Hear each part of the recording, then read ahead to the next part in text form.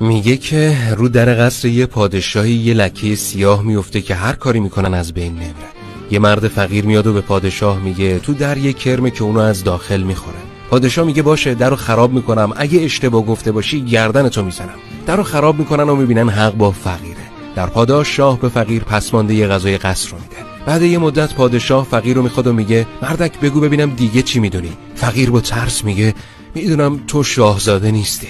پادشاه خیلی عصبانی میشه، اما رو حساب صحت حرف قبلی تحقیق میکنه و میبینه بله بازم راست میگه. شاه به فقیر میگه اینا رو از کجا میدونی؟ فقیر میگه علت سیاهی در رو از اون جایی فهمیدم که هر چیزی تا از درون خودش خراب نشه از بین نمیره، و از اونجا فهمیدم شاهزاده نیستی که جواب سوال مهم زندگی تو دادم ولی تو به هم پس مونده غذا دادی. شاه ذات شاهه و تو ذاتت گدا و اصالت تو ذات آدم است.